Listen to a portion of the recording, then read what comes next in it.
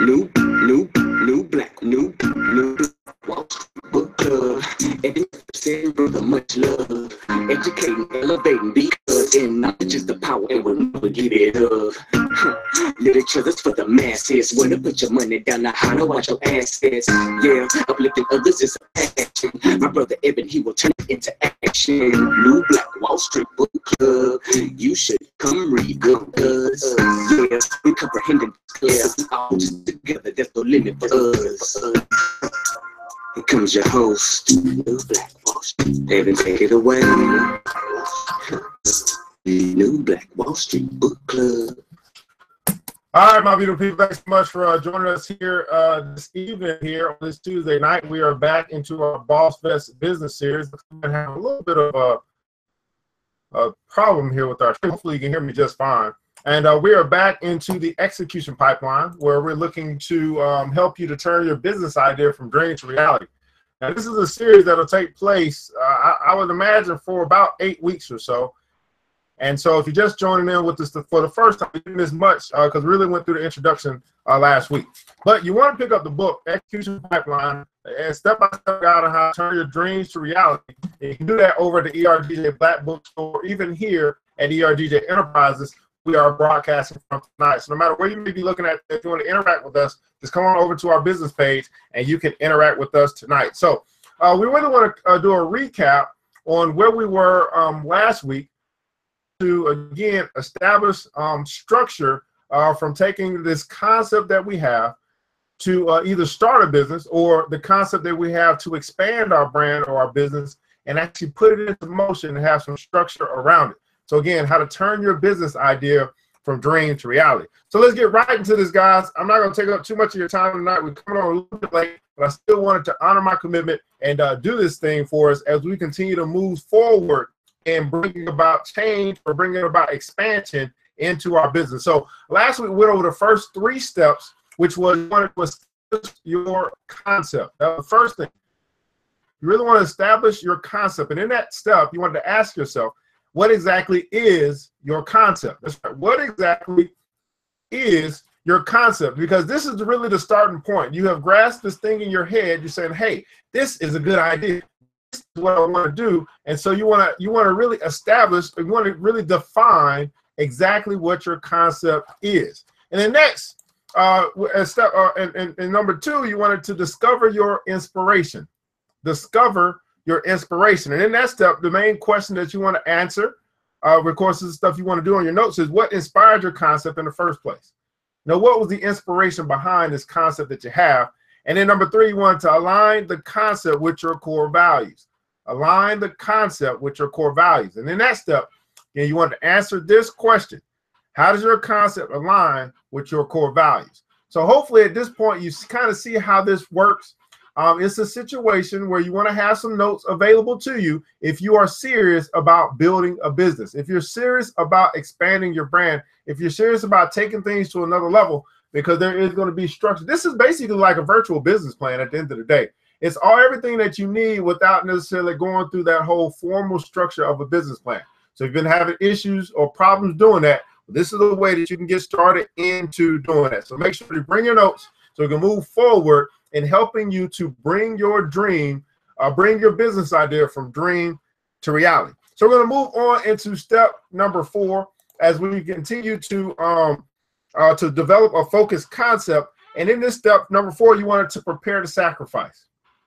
You wanted to prepare to sacrifice. How many guys know that when you start something new, that means you got to give up something old? That's right.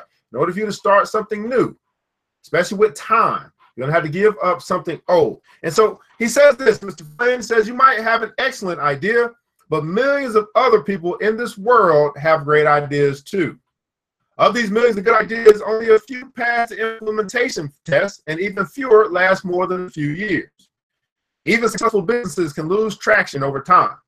A large percentage of Fortune 500 companies die within a decade of having reached their pinnacle of success. To avoid failure, you'll need to make long-term sacrifices. Developing and sustaining a venture of any kind requires undivided attention, and you'll have to reorganize your life. That's very important. Reorganize your life, perhaps even letting go of some figments of loyalty to other things.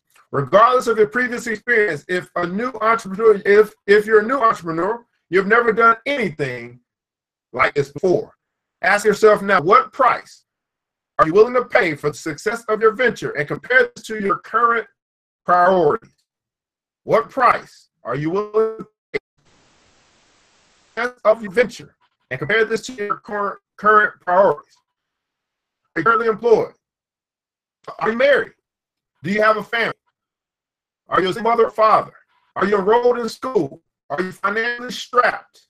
You'll need to consider questions like these before you take the leap forward. Otherwise, you might discover too late that the sacrifices are too great. Again, in step number 4, here's the question that you want to answer in your notes as you move forward in bringing your business idea from dream to reality. What will you have to give up to proceed with this concept? What will you have to give up? And I think as we talk about this step here, it's very vital because too many people, I believe, they get started on something, right? You guys know that, right? It's easy to get started, but it's hard to finish. Hope you understand. It's easy to start, but it's hard to finish. And the reason why many of us don't finish because we haven't counted the cost of this idea that we have. We haven't really said, what are we willing to give up to proceed with this? Number 4, prepare to sacrifice. And as we do that, guys, move into number 5, which is assess your motives. Assess your motives. Looks like the screen is frozen, but we're gonna keep moving anyway. And here's what Mr. Flynn says about assessing your motives. He says, imagine a billionaire invested in a concept imagine a billionaire invested in your concept so that you never work another day in your life. You still get up every day with the same enthusiasm for your venture. The answers around us are definitely moving in the right direction. If the answer is no, you might want to reflect on your inspiration for moving forward. You always love everything about your work. You should evaluate your motives. Don't pursue a venture for money or special perks. Trailblazing a new idea is not always glamorous, and your passion will always be the only incentive you have. What Martin Luther King doing? Oprah Winfrey, Steve Jobs have in common? Passion. Don't underestimate the power of passion and its ability to keep the engine turning when times get hard. Each of the aforementioned individuals had to struggle. Don't think for a moment that they achieved what they did without some significant challenges. Second, they had enough passion for their missions to push through those struggles. Many of the greatest products, businesses, and services began as someone's passion. In most cases, these entrepreneurs will pursue these passions even if they weren't compensated for them. Do something you would do for free, then figure out a way to get paid for it. Assess your motives. Now, here's the question you want to answer as it relates to this step as you begin to develop your focus concept. How hard would you work to implement this concept for free? In other words, how passionate are you really about this idea that you have as you look to move your business from dream to reality? So again, in step number 4, you wanted to answer this question: what we have to give up to proceed with this concept? And step number 5, how hard would you work to implement this concept for free? Next, we move into step number 6. And we talk about here, you want to consider your qualifications. You want to consider your qualifications. And here he says the 10,000 hour rule says that you have to spend 8 to 10 years, depending upon the number of hours you work each week, honing a skill. If you combine your new venture to a skill you practiced the last decade of your life, your odds of success increase. Success is still not guaranteed, but the odds of success in the venture are stronger than when you've invested thousands of hours perfecting the skill needed to be considered an expert in a particular area of focus. Young phenomenons like Mark Zuckerberg, Facebook founder, or Justin Bieber, musical artist, have made sudden success seem possible. Along with that, today's social media culture also gives these celebrities the appearance of overnight success. In reality, even they spent years perfecting their craft. Justin Bieber started playing drums when he was about 4 years old. I argue that a typical overnight success story takes approximately 10 years to build. So if you haven't already invested a significant amount of time becoming an expert in your area of interest, you can expect a lot of long hours, sleepless nights, and mistakes along the way. It comes with the territory of success in this capacity. Once you choose to develop a particular set of skills, you can use these to differentiate yourself from the competitors. The bottom line is you have to take time to think about what makes you an expert in the space where you're competing. What makes you an expert in the space in which you are competing? And in this step, the question you want to answer for your notes as you look to develop a focused concept, why do you think you are the best person to implement this concept? Why do you think you are the best person to implement this concept? So consider your qualifications. And then we move forward here, guys, into the next step as we look to develop a focused concept, which is leverage your competitive advantages. Leverage your competitive advantages. He says this: if you're anything like me, you're running too fast to stop and evaluate your accomplishments. But you should never rush past statistics that could influence your future success. Although your sights should focus on the future, you should keep the past somewhere in the periphery. As the saying goes, history can be indicative of future success. If you don't track your history, you have no benchmarks to measure your capacity for future success. Don't become so obsessed with your accomplishments, however, that you fail to innovate, create, and work harder than your competitors. If you ever forget these qualities, your venture will suffer. You know, the devastating effects of self-satisfaction is if you ever sat with someone who spends all the time talking about success. People who've actually done what they talk about don't have to spend time convincing others of what they have accomplished. Constantly fight to stay ahead of your success will speak for itself. To live a personal offering and assets. Do this every quarter, although monthly or weekly might be necessary. You don't want to steal time away from high-level production just to build yourself up, but you need the time away from hands-on work to ensure that you're documenting information that can contribute to your business.